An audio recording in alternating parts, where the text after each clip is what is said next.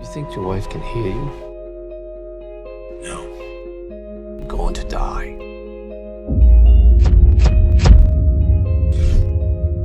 Who is this? Way out. Today, we're going to tell you the storyline of the fourth chapter of the John Wick movie from the year 2023. Telling us the story of the legendary Baba Yaga John Wick after he went against the High Table in the last movie and became the excommunicado. A bit confusing maybe if you haven't watched the previous movies, so it's highly recommended for you to click on the cards for our John Wick playlist on the top right corner to refresh your memory. But if you did watch the previous movies already, let's just jump into the video. But before we start, please support our channel by subscribing and click the bell icon for future notifications. Now, let's start. The movie starts with John Wick himself when he was training with his wooden dummy after his recovery, where Bowery King appeared shortly after with John's bulletproof suit and asked him if he was ready to get wild. You ready, John? Yeah. We already knew that John had become the excommunicado and became everyone's target in the previous movie after he violated the rules of the High Table, the umbrella organization over all criminals, and the bounty hunters all over the world, including John Wick. The scene then shifted to John when he was after the head of the High Table in Morocco and was faced with his men, whom he defeated quite easily. Until John finally met the Elder, the High Table's leader. There John asked for his freedom and his wedding ring the Elder had taken a long time ago. And it turns out that the Elder before him was a new one after the previous one was gone and had taken John's wedding ring with him. There, the Elder also told John that there is no way for John to regain his freedom but death. Hearing that, suddenly, a few days later in the Continental Hotel, New York, one of the neutral territories for the underworld criminals under the High Table, there was an old man called the Harbinger, who turns out to be the High Table's high-ranking agent, whose leader, the Elder, was killed by John approaching Sharon, the hotel's concierge. The Harbinger asked Sharon to arrange a meeting between him and Winston, the hotel's manager. Soon after, the Harbinger finally met Winston and told him the news about the murder of the Elder by John Wick, who soon was replaced by a French guy named Marquis Vincent Bissett de Graymont. There he also gave Winston an hourglass and told him that the Continental New York would be blown up as soon as the sand ran out, along with Winston's termination as the Continental's manager after the High Table assumed him helping John's escape in the previous movie. And right before leaving, the Harbinger told Winston to pack up and prepare himself to meet Vincent the very next day. The next day, Winston and Sharon went to meet Vincent in a building near the Continental Hotel. There Vincent showed his disappointment at Winston because he helped John Wick on his escape. I shot him. There Winston told Vincent that he already shot John back then, but his death is all in God's hand and not his. Vincent couldn't accept Winston's reasons and still consider him as the High Table's traitor. John Wick. Not long after, the sand in the hourglass finally runs out, and at the same time, the New York Continental Hotel eventually blows up. You are no longer. Vincent then declares Winston excommunicado and cruelly shoots Sharon dead as a warning for the other Continentals to bow under the High Table. McShane. On the other hand, in Paris, France, there was a blind former assassin named Cain who was told to meet Vincent, where Vincent asked him to hunt John down as well, but then Cain refused the order since he was a bounty hunter no longer. Moreover, when it turns out that John Wick was his old pal, but then this snaky Vincent guy turns out to have kidnapped Cain's daughter, thus leaving him with no choice but to do whatever Vincent said to keep his daughter safe.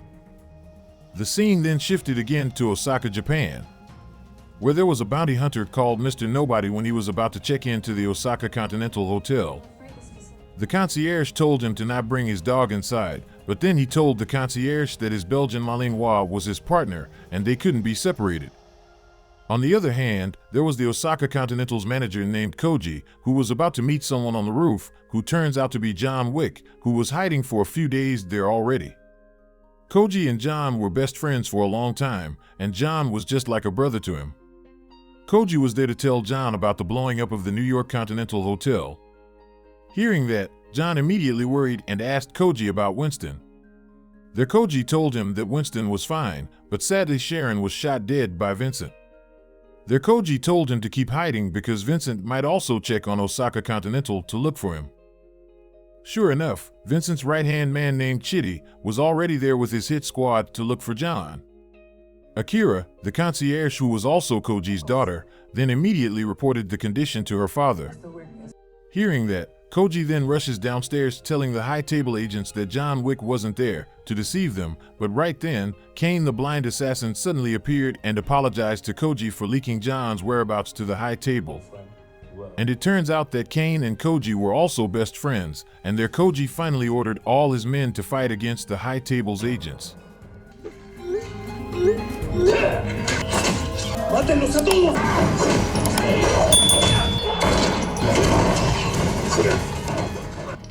In the middle of the fight, the high table agents' number increased and forced Koji's men to fall back. Meanwhile, on the roof, Akira was still irritated by John Wick, as he was the reason behind the chaos, but then their argument was interrupted by the incoming high table agents' attack.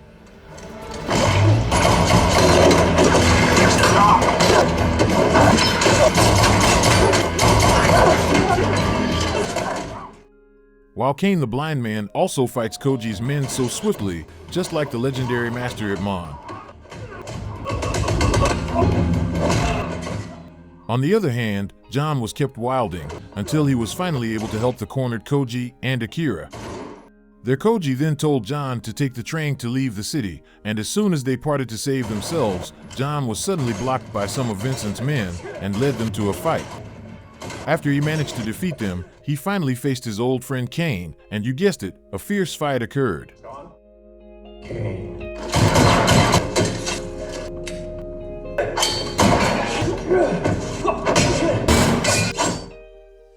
But then the fight has to be ended after Mr. Nobody shoots them from afar, and after John managed to escape, Mr. Nobody suddenly appeared, and while they pointed their guns at each other, Mr. Nobody said that he wasn't about to end him there yet. Confused, John then decided to not waste his time and leave.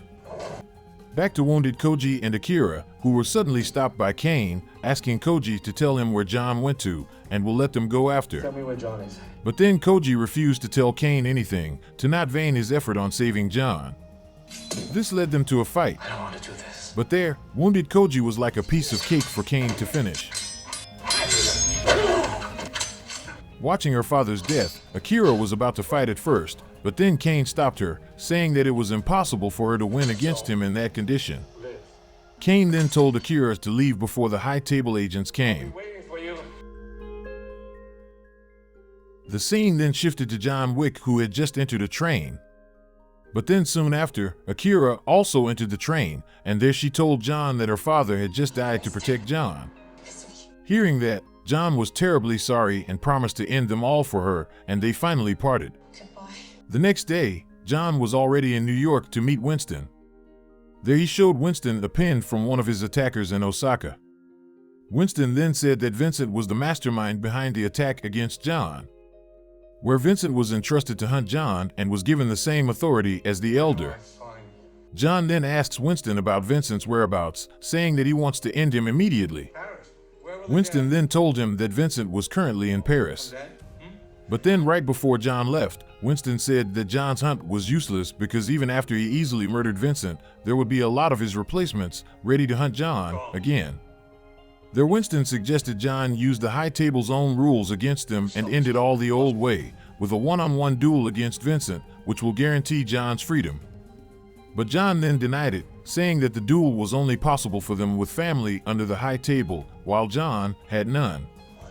Winston then told John to fix his relationship with his family from the Roscaroma in Berlin so that the high table could approve John's duel request.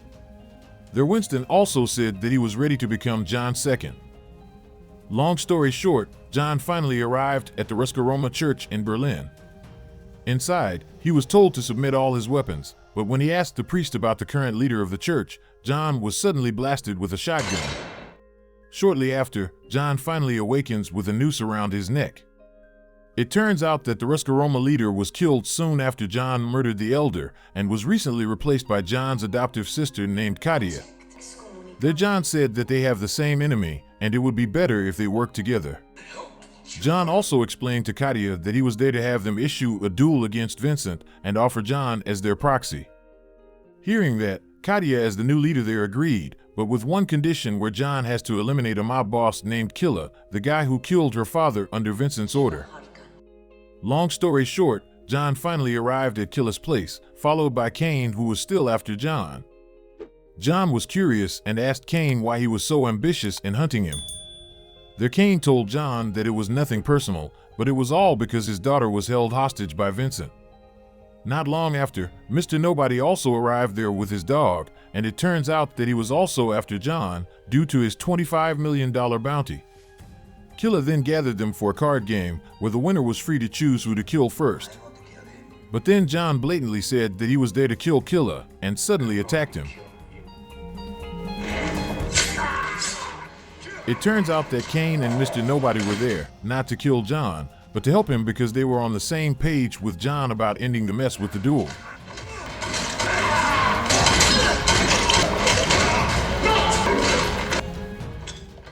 John then finally managed to reach Killer, who was hiding in the crowd.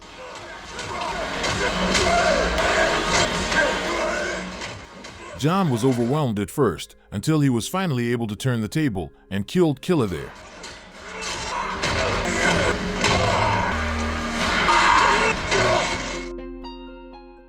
John then took one of Killer's gold teeth as proof for Katia that he had carried out the deed. Seeing that, Katia finally accepted John back into the Ruscaroma family and gave him the family's mark on his arm.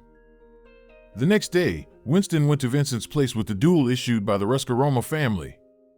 There, Winston also told Vincent that the High Table has a rule about the duel where Vincent was unable to reject the challenge, and if he won, it is death for John Wick and also Winston as John's second.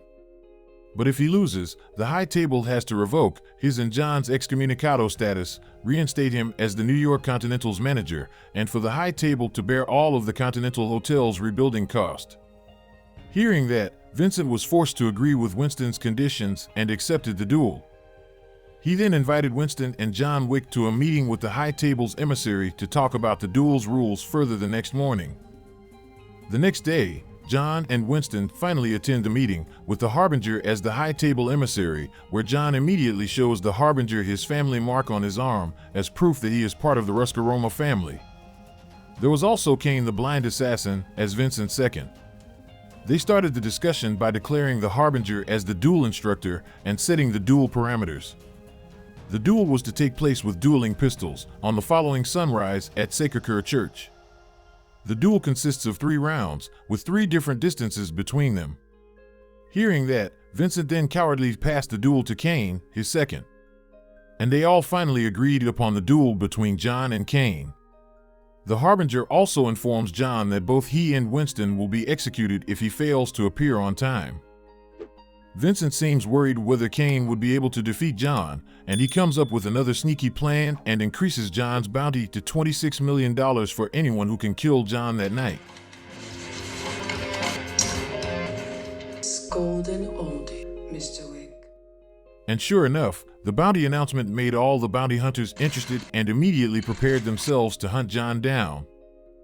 Back to John on a boat with Winston and Bowery King. Their Bowery King gave John his best gun, knowing that there would be tons of bounty hunters after him.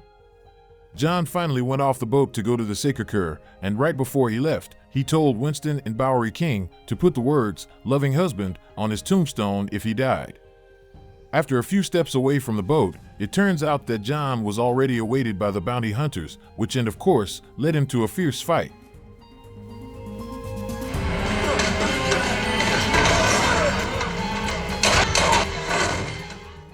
John managed to escape them by car, but then he was followed by Chitty, Vincent's right-hand man. John's car was flipped over in that chase and forced him to face Chitty along with the never-ending bounty hunters.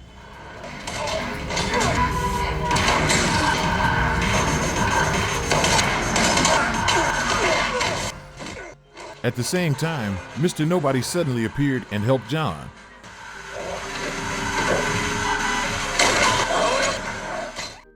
John managed to snatch a motorcycle from one of them and escape the scene, but then again, the bounty hunters were all over the place and forced John to fight them by himself.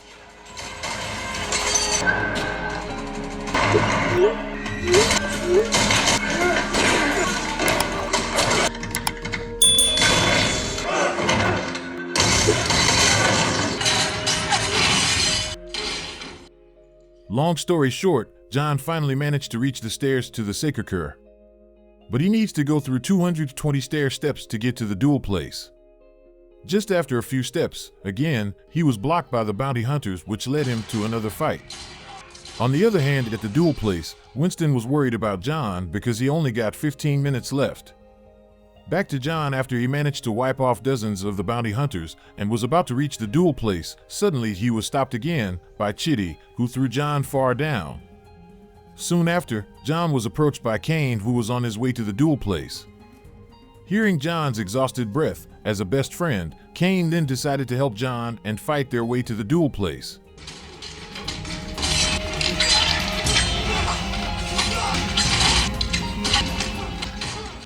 Not only that, but Mr. Nobody was also there to help them until they finally managed to defeat Chitty and arrived at the duel place on time.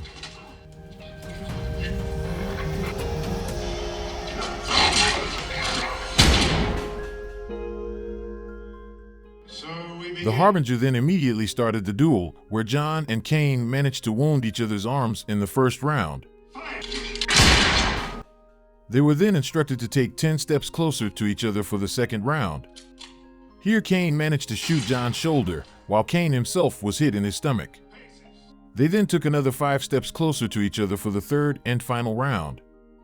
Here, Kane shot severely wounded John, so that he sprawled so helplessly.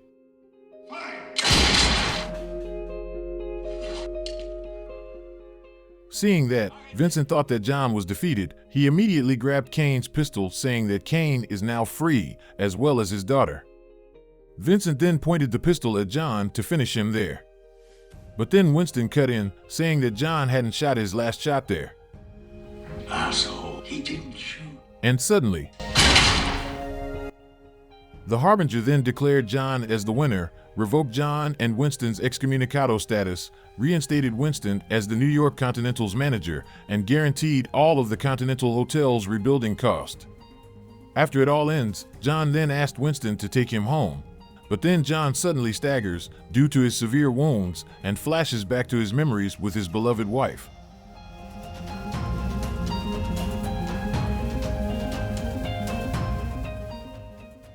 A few days later, Winston and Bowery King were standing in front of John's grave. R.I.P. Legend.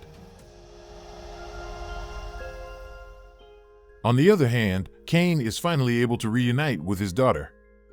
But then, at the same time, there was also Akira, ready to avenge her father's death.